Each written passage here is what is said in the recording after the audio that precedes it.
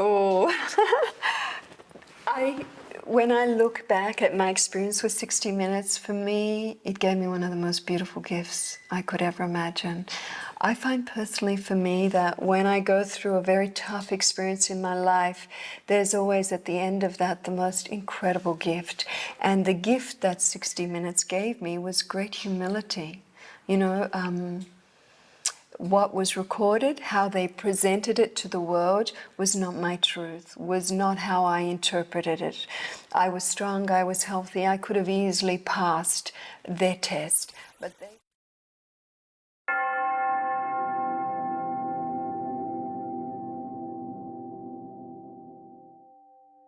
In an age characterized by scientific advancements and empirical evidence, it is indefinitely perplexing to witness the endurance of beliefs that defy logic and have been repeatedly debunked.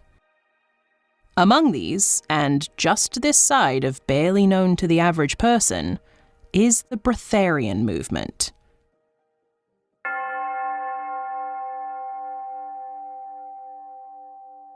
The Breatharian movement asserts that it is possible to subsist solely on air and light, and to live entirely without food and water, or what physicians might describe as bizarrely and needlessly omitting that which is necessary to not die. The Breatharian movement is rooted in the idea that humans can survive without consuming any physical food or water, deriving all necessary nutrients from sunlight, air, and prana, a Hindu concept referring to a vital life force. Something which is, of course, unmeasurable, unprovable, unfalsifiable, and therefore almost certainly non-existent. Proponents claim they can sustain their health and energy levels by practicing meditation, breathing exercises, and aligning themselves with cosmic energies. This belief is often associated with extreme asceticism and spiritual purification, echoing practices from various religious and mystical traditions. Historically, the origins of Breatharianism are often tied to ancient Indian and Taoist practices, particularly those found in yogic and tantric traditions. Hindu texts, like the Upanishads, discuss the concept of prana, which refers to life-sustaining energy flowing through all living beings. This energy is harnessed through pranayama, breath control, and some sects have taken the idea to the extreme by suggesting that prana alone can sustain the human body. Taoist practices similarly emphasize qi as a vital energy, with practitioners believing that mastering the flow of this energy can lead to health, longevity, or even immortality. However, none of these ancient traditions advocated the complete cessation of eating and drinking, making modern Breatharianism a distortion rather than a continuation of those beliefs.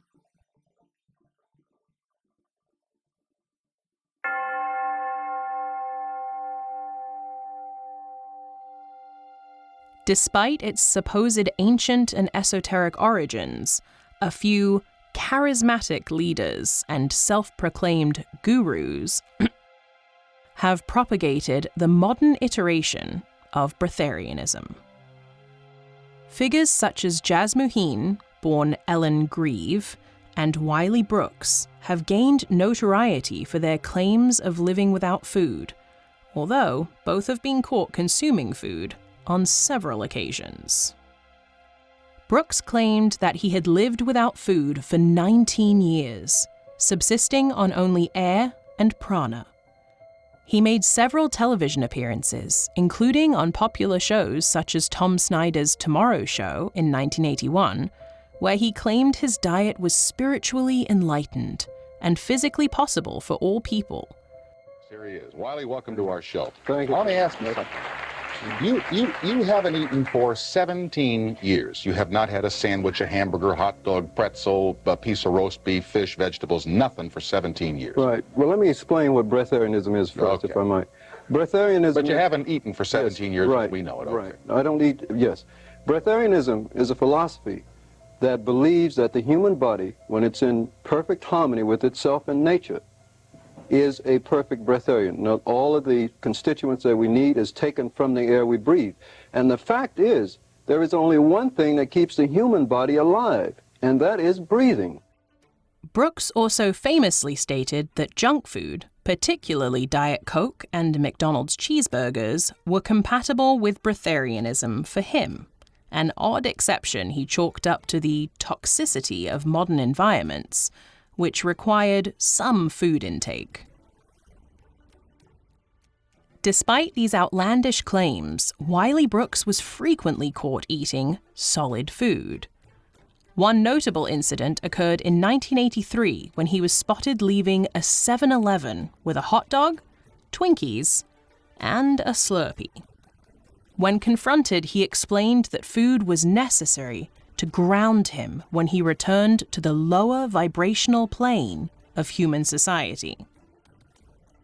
Despite these public embarrassments, Brooks maintained a small but loyal following and continued to promote his brand of Breatharianism until his death in 2022.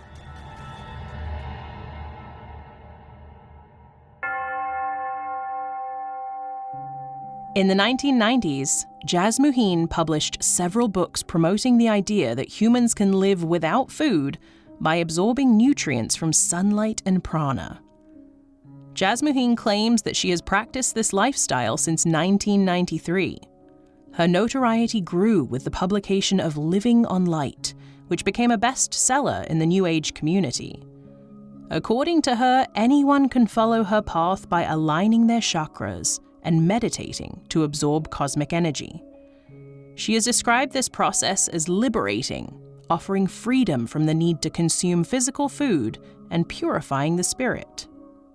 However, Jasmuheen's claims were met with extreme skepticism, especially after she agreed to participate in a controlled scientific experiment in 1999. The Australian TV program 60 Minutes placed Jasmuheen in a monitored environment without food or water. Within 48 hours, doctors noted symptoms of dehydration, and after 4 days, they were forced to end the experiment when she showed signs of life-threatening starvation. Jasmuheen blamed the poor results on the environment, claiming that the air in the city was polluted and disrupted her ability to absorb prana effectively. Despite these public failures, Jasmuheen continues to promote her lifestyle. She defends the deaths of followers who have tried to emulate her teachings by suggesting that their failure to properly connect with prana or adhere to her methods resulted in their demise.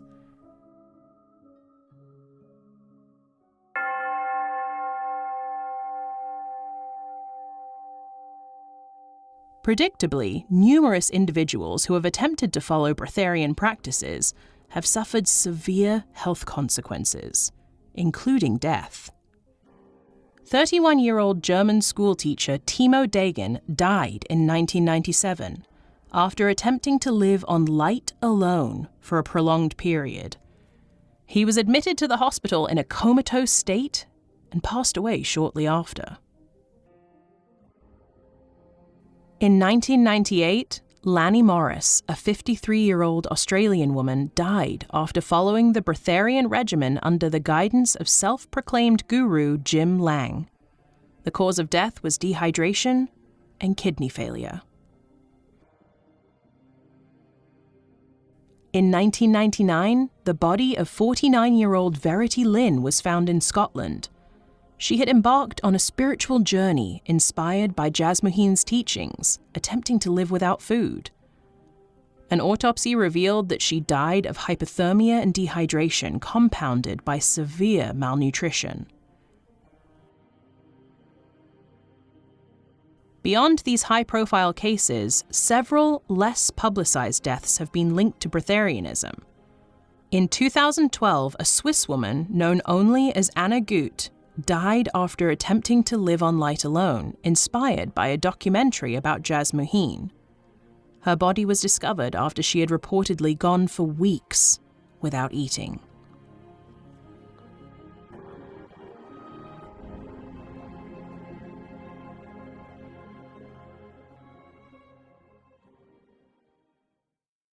So, what happens to the human body when deprived of food and water?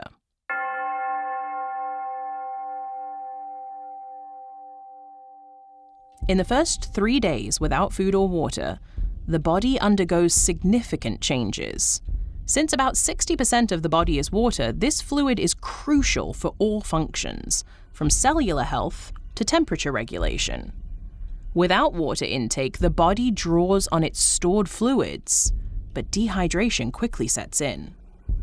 By the end of day 3, severe dehydration occurs. A person typically feels dizzy, fatigued, and disoriented. The mouth, throat, and nose dry out, making swallowing and speaking difficult. Urine production slows, and what little is produced becomes dark and concentrated. At this point, headaches, low blood pressure, and heart palpitations are common. Cognitive function declines, leading to confusion and poor decision-making. During the first week, organ failure begins. The kidneys, which filter toxins, start to shut down due to lack of fluid, causing a dangerous waste buildup. Thickened blood strains the heart, leading to elevated heart rate and eventual failure. By the end of the week, electrolyte imbalances cause muscle cramps, seizures, and possible coma. Death from dehydration usually occurs within 7 to 10 days, depending on health, environment, and activity. If water is consumed, but not food, the body enters starvation mode. In the first 24 to 72 hours, glycogen stores in the liver and muscles are used for energy. After 3 days, the body turns to fat reserves through ketosis, but without nutrients, this process can't be sustained for long. Fat stores are depleted by the second week without food, and muscle tissue is broken down to provide energy. Muscle wasting weakens the body and immune system, impairing vital organs. The brain suffers from a lack of glucose, leading to cognitive decline, hallucinations, and delirium. The person becomes increasingly immobile as the heart muscle deteriorates. By the third week, severe malnutrition weakens immune function, leaving the body vulnerable to infections. Skin loses elasticity, hair falls out, and painful bloating occurs due to impaired digestion. Death from starvation usually happens within 45 to 70 days, depending on body fat, health, and water intake. However, most breatharian followers don't survive this long due to the combined effects of dehydration and malnutrition. This process is painful and illustrates the dangers of defying basic human biology. The belief that one can live on air and light, as breatharianism claims, leads only to inevitable suffering and death.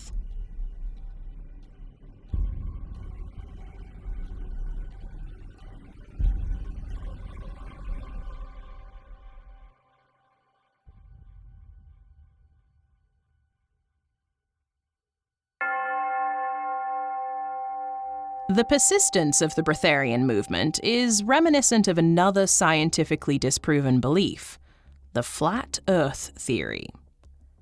Despite centuries of evidence supporting the spherical nature of our planet, a surprising number of people continue to advocate for a flat Earth.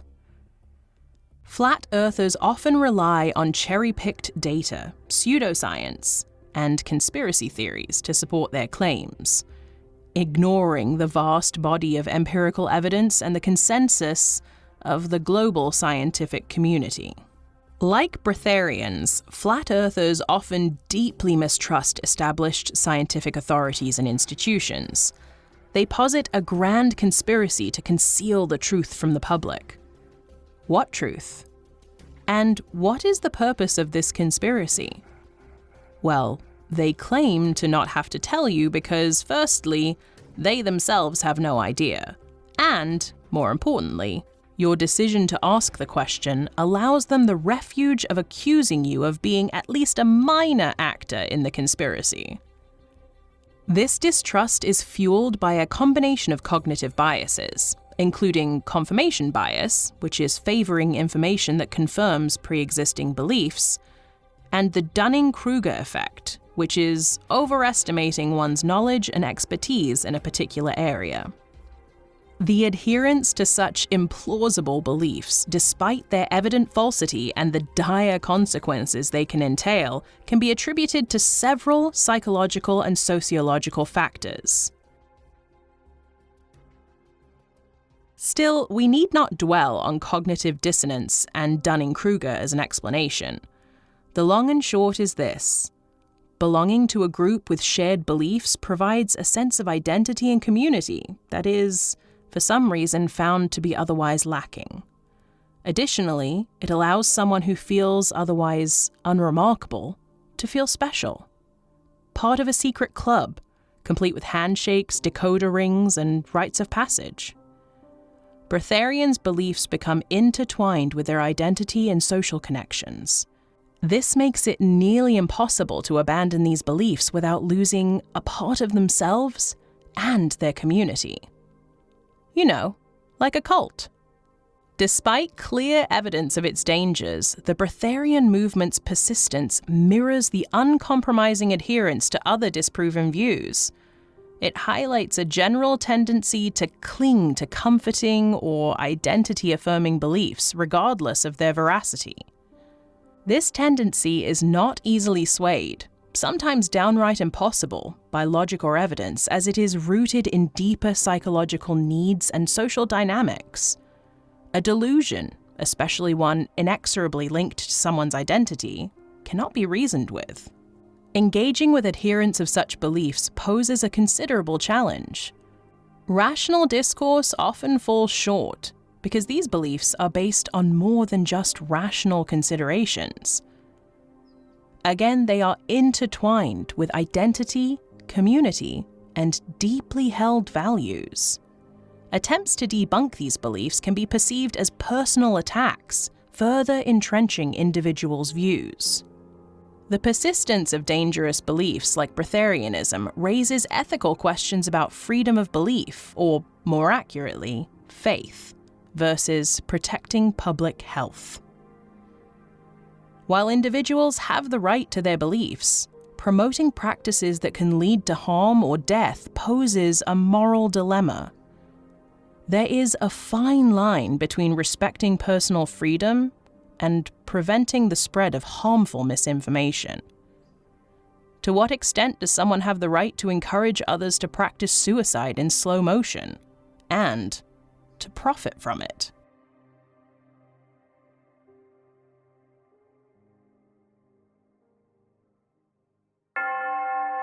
Ultimately, the Breatharian movement illustrates the lengths to which people will go to adhere to beliefs that have been conclusively disproven. It is a testament to the power of belief, the compulsive need for community and identity, and the influence of charismatic leaders. Despite the tragic consequences and definitive scientific refutations, movements like Breatharianism and the Flat Earth theory continue to attract followers. People are determined. It is in fact their favorite toy, that they are entitled to their opinions without challenge, however unlikely and however inaccurate. This is frustrating. I imagine it frustrates you. So count to 10, take a breath, and then eat something. It's good for you.